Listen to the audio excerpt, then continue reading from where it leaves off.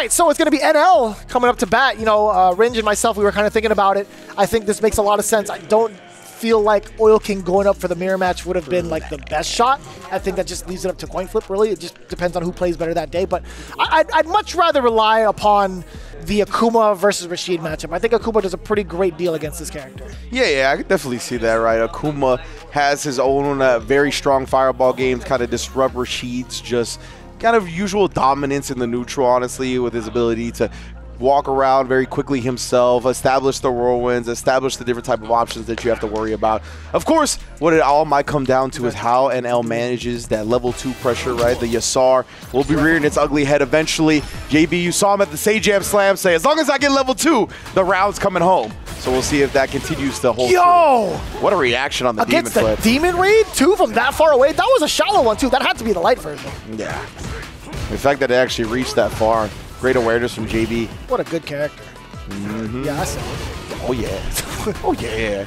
No arguments here. He's been in the top 5 for a lot of the people's lists for a very, very long time, too. But now he's got some crouching, stands him up with the crouching heavy punch into the heavy Tatsu as well. Great block from NL. You see the air cyclone coming in from JB, but now we're close to burnout territory. But NL, he doesn't give a damn. JB, he's close to death. Yeah, look at the fireball game has just been prominent here in round 1. He even burned himself out with it on the OD.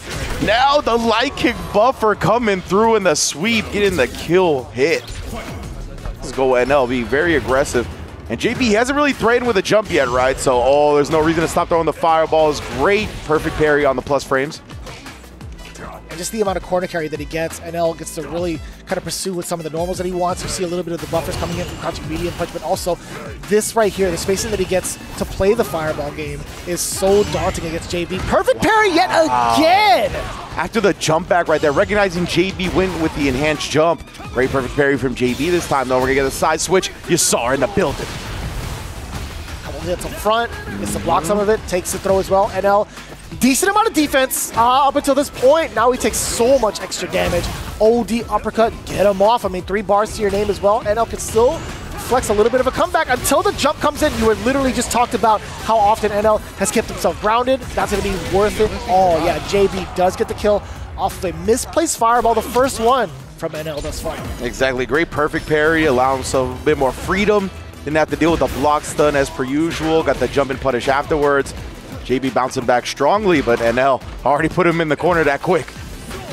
Yeah, a lot of our time has been spent in the right corner, but for good measure too. NL, he's still looking for a crouching medium, but if JB's not going to be in pursuit, well, guess what? He's going to be throwing out the fireballs. But look at this.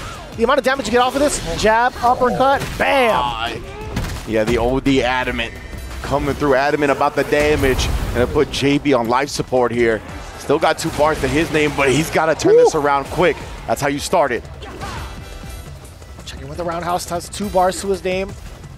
He's going to have to spend it eventually. The round, excuse me, that could have been the round for him.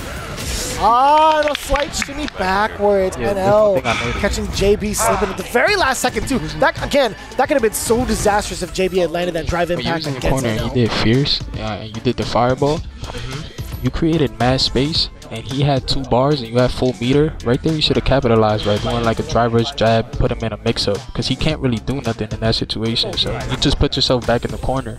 Little random tidbit. You ever notice like how upset like Green, like Akuma's teeth are, like the big screen? Like, do you think he's upset because he faced off against somebody not as strong as he expected again? I thought you were gonna be like, hey, do you think he's got a beef with his dentist? Like, legitimately, the dude, dental he's got issues. some great teeth. He's got some good choppers, man.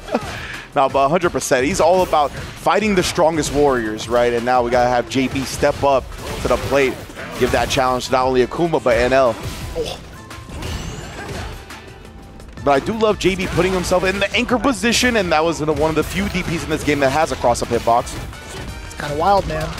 And now, speaking of, he gets to be wild as soon as NL hits that burnout state, being able to harass with the amount of normals that he gets, and also instant spinning mixer, chipping him along the way. This type of punishment is going to be so severe now for JB. Takes full advantage of NL and trying to get that grip. Oh yeah, JB even burnt himself out in that process, right? Just trying to get the biggest reward possible off of that combo, but no, the crouch jab outspaced it. NL, he can't get the kill just yet, puts himself in burnout as well. We got level 2 on deck for JB. He wants that space. NL not going to give it to him, but he can't get the chip out that he was looking for. Oh my. Oh, man, because NL knew, right? He was like, you're going to get this backspace. You're going to throw the Yasar out. He tried to chip him out before that. But unfortunately, now for him, JB still has those 2 bars ready for this round.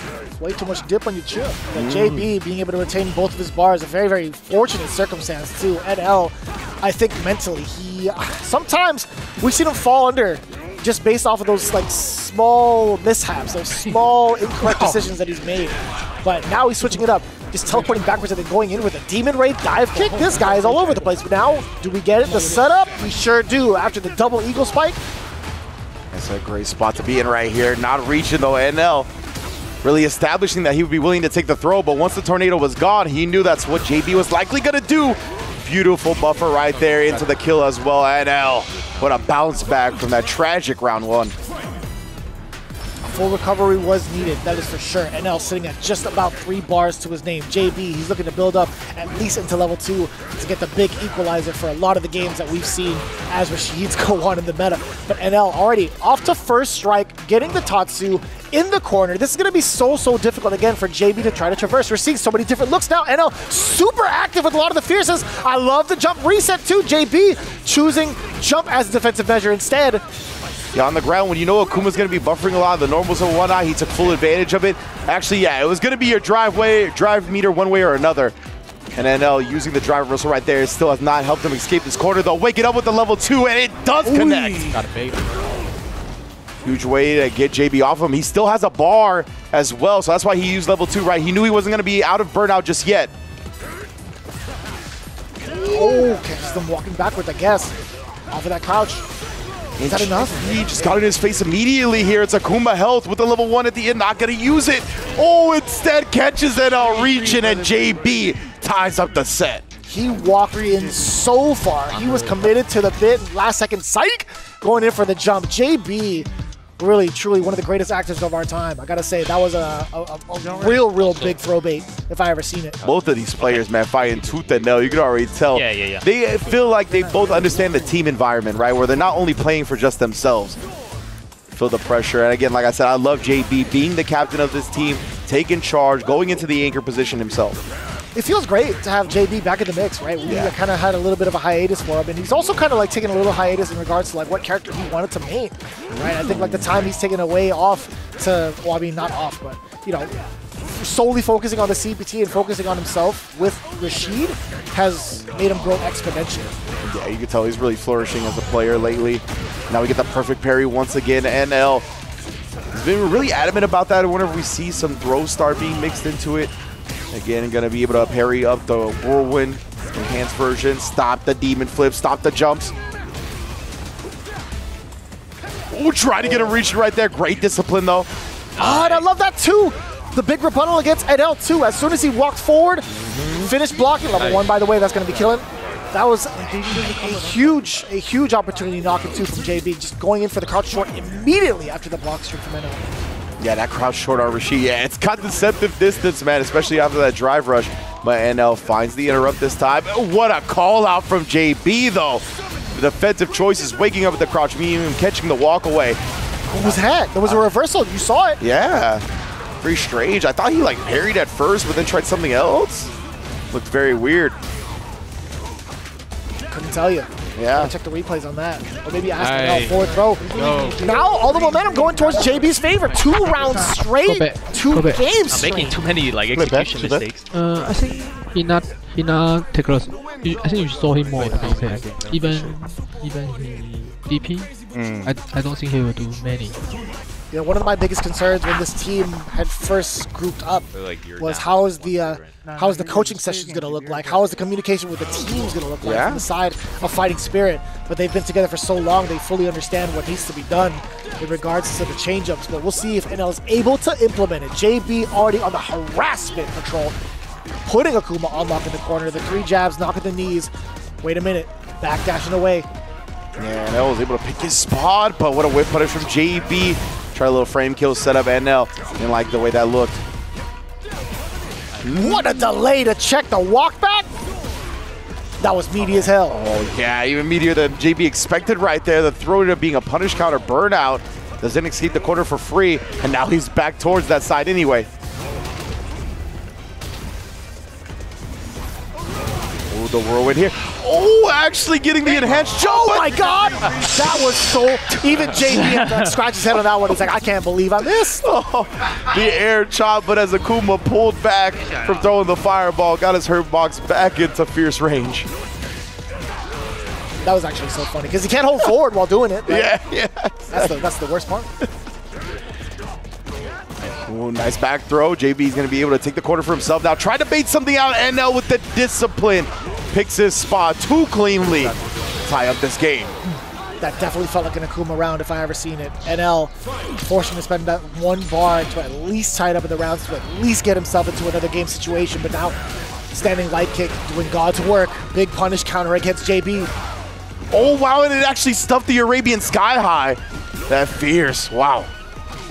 Yeah, just active enough. Right? I think that's a really, really great choice that NL's been kind of going to and flaunting against JB these last couple of games. But the level 3, very sparingly used.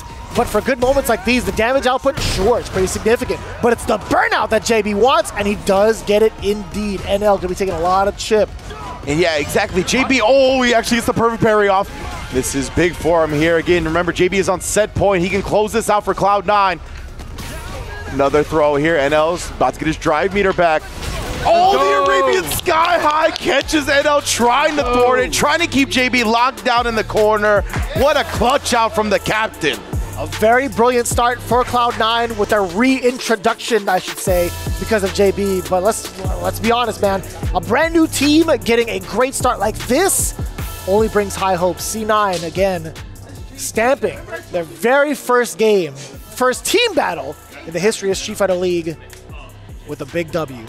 And I love it. JB and Boost both did this, where they got their opponent in the corner. The opponent was burnt out, but they weren't thirsty for the drive impact, right? They rather said, as you said, put the chip on them. Rashid and Ken, they both got great ways to just sprinkle on the chip damage, put that pressure on, make you think about the DI while they exploit all the other options at their disposal. Great stuff from Cloud9.